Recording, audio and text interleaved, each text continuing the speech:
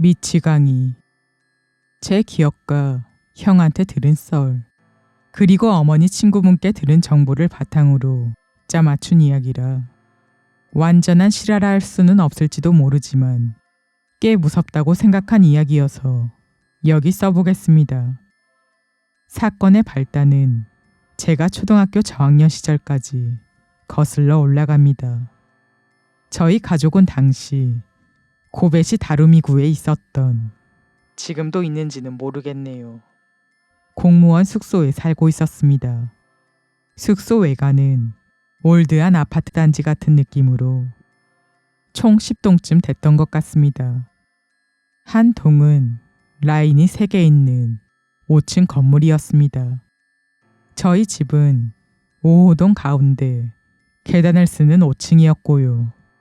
주역이 되는 가족이 살고 있던 집은 저희 집 기준으로 오른쪽 라인 4층, 몇 호였는지까지는 기억나지 않습니다.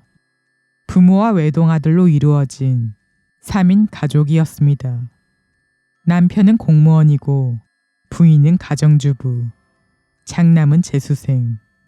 이 부인분과 장남의 관계가 첫 번째 비극을 낳았습니다. 이 집 아주머니는 상당히 교육열이 높아서 아들이 내가 원하는 지망대학에 입학했으면 한다는 마음에 아들한테 반강제로 공부를 시키고 있었습니다. 몇 번의 수험 실패 후 장남은 어머니의 압박과 수험 실패라는 스트레스에 시달리다 그만 아파트 4층 공부방 창문에서 뛰어내려 자살해버렸습니다. 이때 상당히 큰 소동이 일어났다는데 저는 기억이 잘 안 나네요. 지금껏 자식 교육에만 혈안이었던 아줌마는 이 사건이 상당히 충격이었던 듯 정신적으로 몰린 나머지 그만 사람이 이상해져 버렸습니다.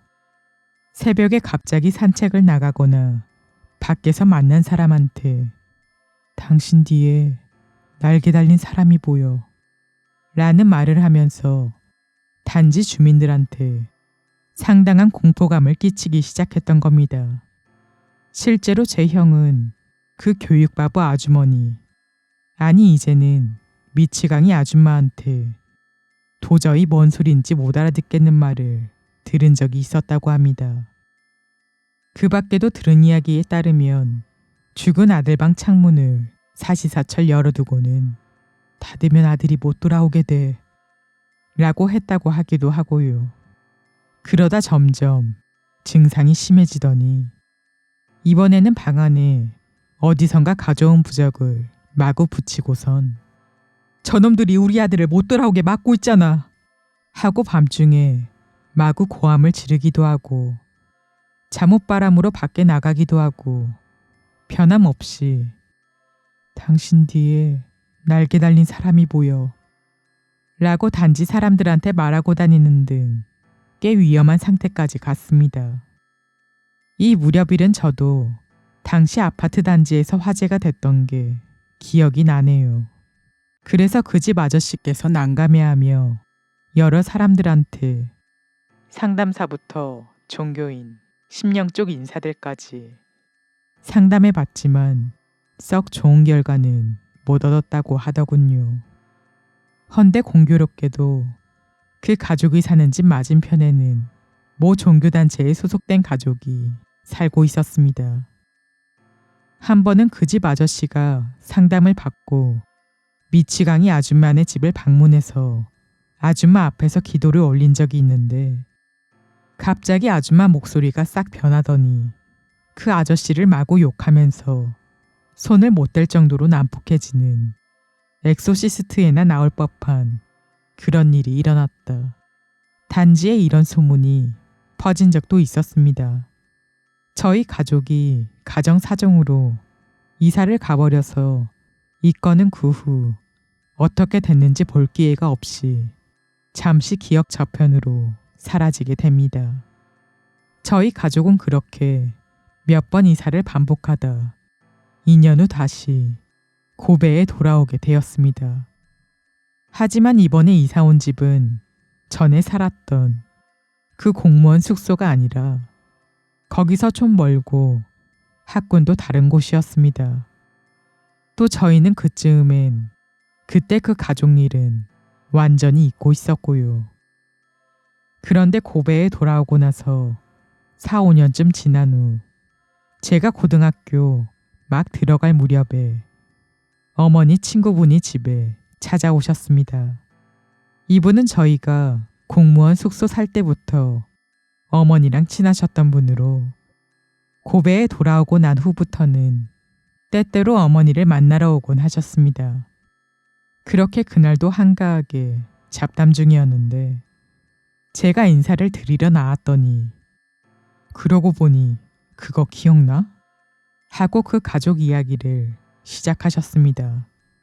그 미친 아줌마는 상태가 전혀 나아지지 않아서 결국 남편분이 아줌마를 데리고 시골로 이사하게 되었다고 합니다. 그게 정확히 어딘지는 못 들었습니다. 하여튼 거기서 남편분이 아줌마를 돌보면서 멀리 있는 회사까지 통근하셨다는 모양이었습니다. 하지만 이 남편분도 연세가 상당했기 때문에 가는 세월은 어쩔 수가 없었습니다. 미쳐버린 아줌마 돌보기, 긴 통근 시간 등등이 겹쳐 건강이 많이 안 좋아지셨다는 모양. 그래서 이른 시기에 퇴직한 뒤 시골에서 아주머니를 돌보기에 전념하기로 결심했다고 합니다. 그리고 남편분이 퇴직한 지 한참 지났을 무렵 이웃 사람은 뭔가 이상하다는 걸 눈치챘습니다. 요새 통 그 부부 모습이 안 보였던 겁니다. 부인이 정신이 나갔다는 것도 알고 그 남편이 최근 퇴직했다는 것도 다 안다. 남편분은 평소 자주 쇼핑하러 다니는데 요새는 전혀 모습이 안 보인다. 이상하다고는 생각했지만 그 집 사정이 사정이라 아무도 그 집까지 가서 어떻게 됐는지 확인해 보진 않았습니다. 그리고 그 후로 몇 주가 지나도록 부부의 모습은 보이지 않았습니다. 아무리 그래도 그렇지 귀신이 고칼 노릇인데? 하고 생각하기 시작한 이웃 사람.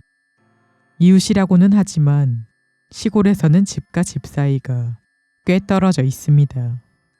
구체적인 그 집 상황 같은 건 알도리가 없었기 때문에 경찰에 연락을 넣어 사정을 설명한 뒤 함께 상태를 보러 가기로 했다고 합니다.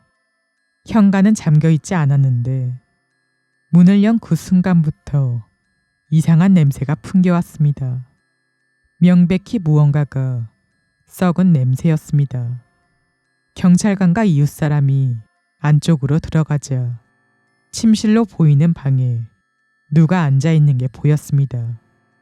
깔린 이불을 앞에 두고 정신이 나간 부인이 앉아 있었습니다. 단정하게 정저한 자세로. 썩은 냄새는 분명 그 방에서 흘러나오고 있었다고 합니다. 방에 들어서자 부인 앞에 깔린 이불 위에 형체를 알아보기 힘들 정도가 된 남편분의 모습이 보였습니다. 죽은 뒤 상당히 시간이 흐른 모습이었지요. 정신이 나간 부인은 그 앞에 가만히 앉아만 있었다고 합니다.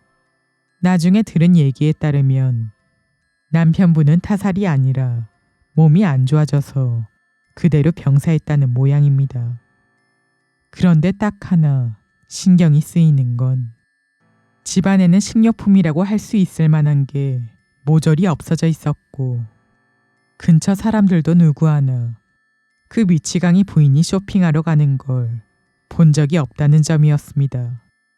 남편이 죽은 뒤 몇 주일 동안 정신이 나간 그 아줌마는 과연 뭘 먹으며 버텼을까요? 그녀 눈앞에 있었던 건